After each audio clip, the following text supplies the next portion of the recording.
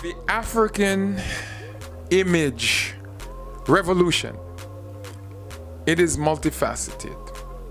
MACPRI, MACPRI, is also multifaceted.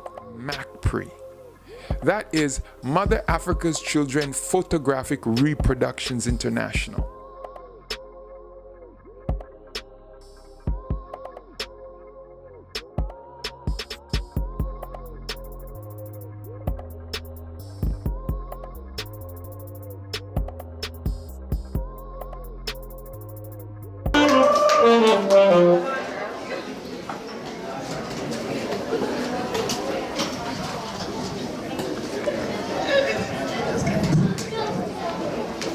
Wow, that was nice. Yes. Thank you, thank you. Where to start? This was a vision. And to see all of you and to be standing here is amazing. But the show is not over yet. I just wanted to give you guys a little taste. And then we'll keep it moving, and I'll be back to share a little bit more. I do have a book that's coming out this year. It's called Nisi Knows the Way. And I have a book there that you can leave me your email, and as soon as it's ready, I will let you know. So let me tell you an Aesop fable. Is anybody familiar with Aesop fables? Well, Aesop was a slave, and as you know, he was not judged very highly. And there could not be any way that his wisdom could be shared that his masters would listen to. So Aesop crafted these fables, which are all rooted in his African heritage. And these stories are still told today. Some people get the lessons and some people don't. But by telling these stories, he was able to share lessons with fellow slaves as well as masters who kind of understood but not wholly. So I'm going to share an Aesop fable with you today. This one is called The Tale of Two Pots. So there was a clay pot and a brass pot that lived together. And they lived very happily. They were the best of friends. So one day the brass pot turned to the clay pot and said, "Let us travel the world together. I hold your hand, you hold mine, and we will meet and greet great things." The clay pot said, "Oh no, I can't leave from here. I can't go any farther than where I am because I will crash and break." The brass pot said, "No, my friend, I will protect you. Whatever comes your way, I will step between and save your life." So the two began to travel. They didn't get very far, and they started to knock together. Boom, boom. The clay pot cracked and said, "Oh no, we have to stop. I must go back." The brass pot said, "Oh no, let's keep going. I will protect you." They continued a little bit further, and of course the road was bumpy, and the clay pot hit against a stone and cracked a little bit more. And as the two clinged for the final time, the clay pot broke into very, very small pieces. And this tale tells you that you must be with those who are on equal level, because there's not so long that you can carry the other person. That's right.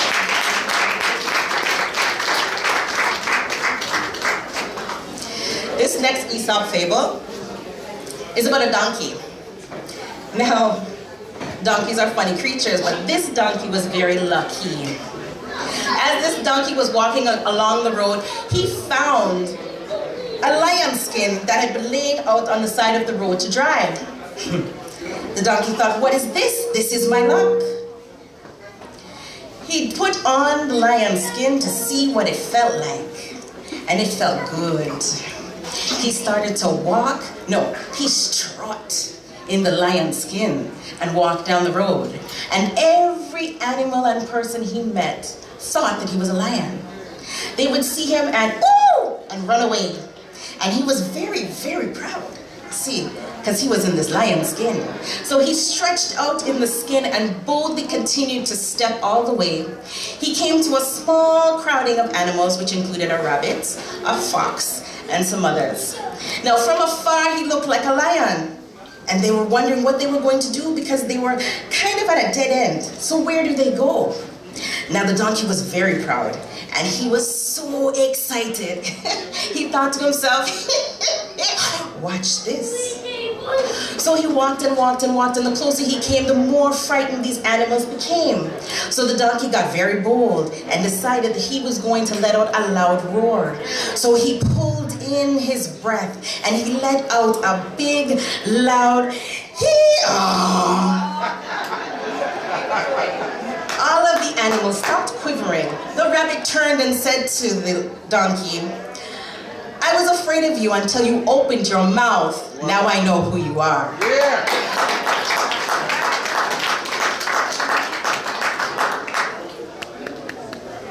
And now I believe we're going to take a short break. Yes?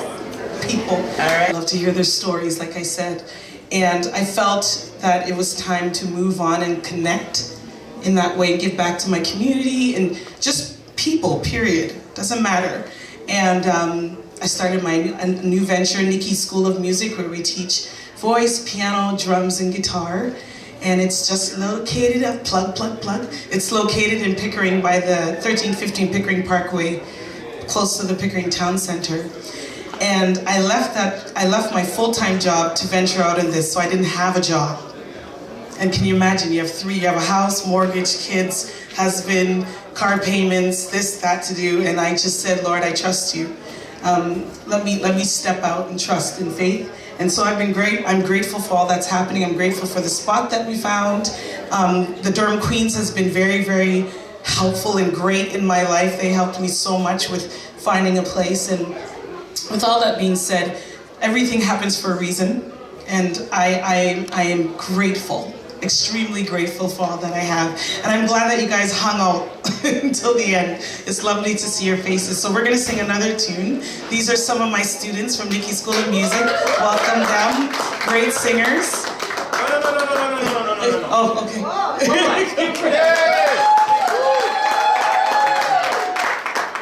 So we have Chantel on the stream on your left, and then we have her sister Natasha, and then the mother of everyone, Dawn. These are her children. So we are going to sing a song that says, it's entitled He Loves Us, and we hope you enjoy it.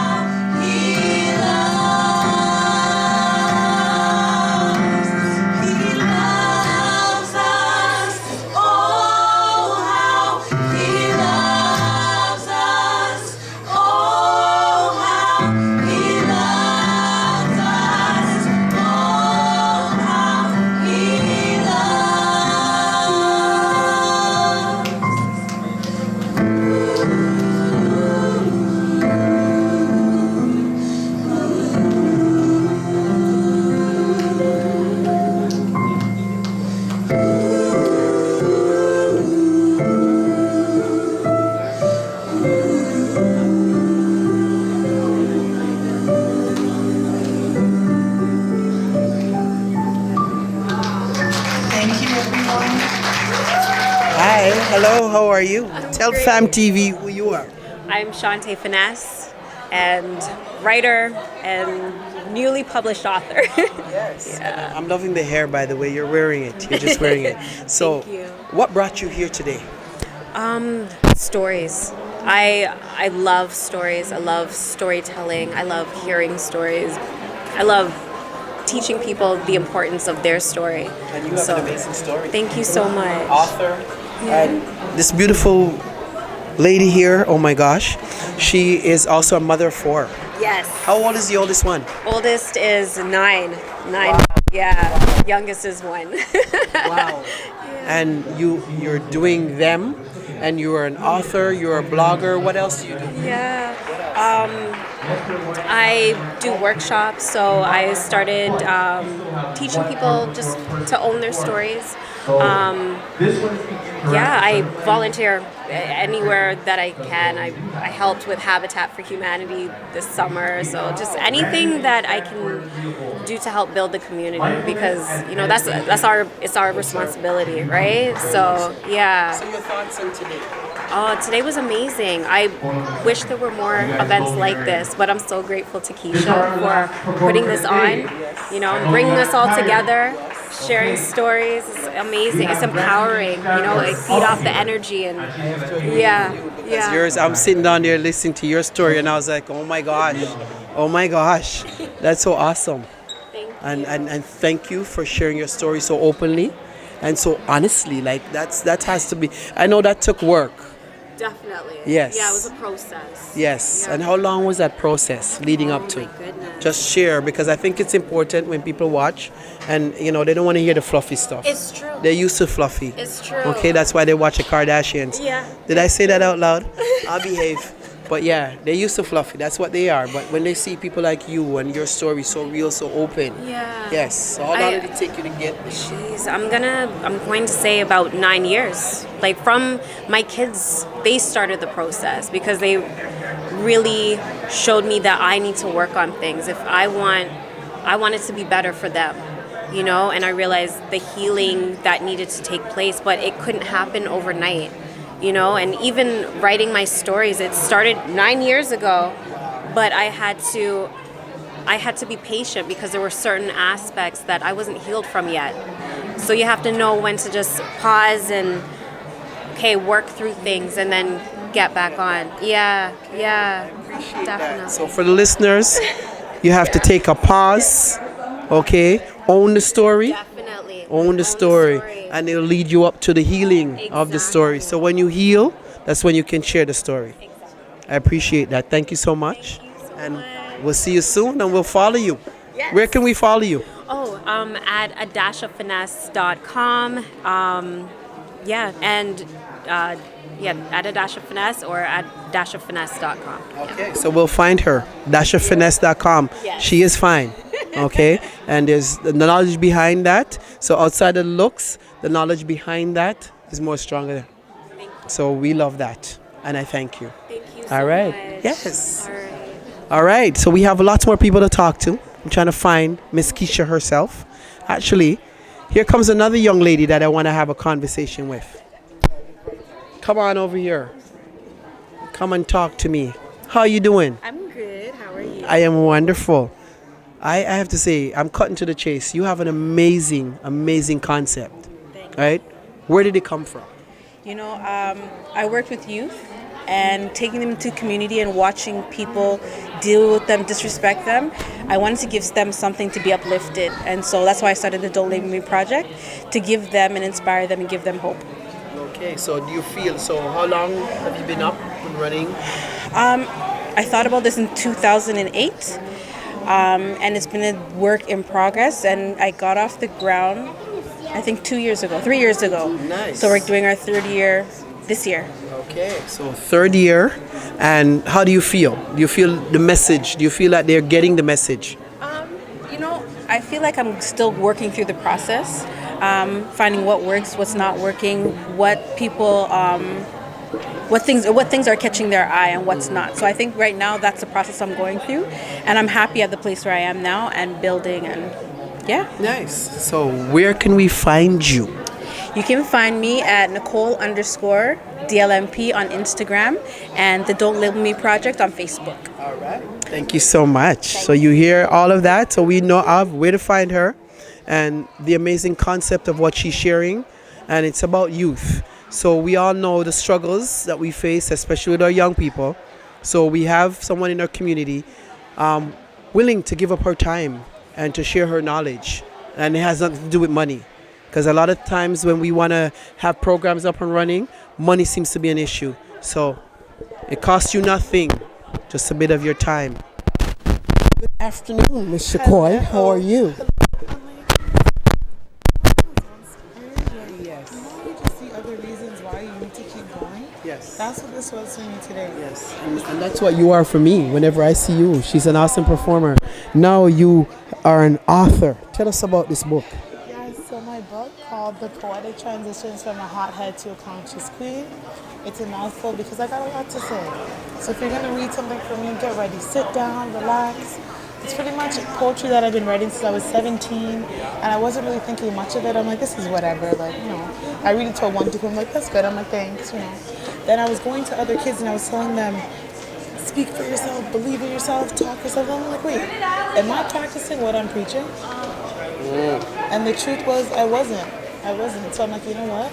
I want to prove to the kids that I work with as well that I'm real in what I'm saying. I'm going to take my words, I'm going to make it professional. I'm going to do it myself, and I'm going to self-publish. I'm just going to go for it. And you did it. And outside of this, you teach dancing where? Yes, at World Gym Scarborough and with the Taboo Community Center. Yes, she's a poet also. Yes. Do I dare go on? So where can folks find you? You can find me on Instagram, Need Some Poet, and that is just conveniently the same name as my podcast. So you can also find me on SoundCloud, Need Some Poet. All right, thank Does everybody need some coin in their life? You know, we love it. Thank you. Wow. So I get to do my movie star flash. Keisha. Now, Keisha and I have been friends for a few years. And if wonders never cease to amaze, you amaze me today. Thank you. This is the moment when you have a friend around and you don't know what they do until you get land, she just dropped me. I got invited to here and then I'm hearing all this awesomeness. The vision, why? Where did it come from? I felt that it was important for us to get together. We don't get together the way that we should. Yes, we do market events, and yes, we're at events. But for storytelling, the foundation of our culture, we don't do that often enough. And when it is happening, it's either far in the West End or people who are not of our color or heritage are telling those stories. So the connection is lacking because you want to connect with somebody who looks and seems the way like you. So I decided that this vision started saying, why don't we do it where we get together? Mm-hmm. We know our stories, why not we share them? I believe that every time our stories are told, there's an imprint left on your heart. And if someone who is not of us is telling those stories, it's hard to connect and it's hard to carry that.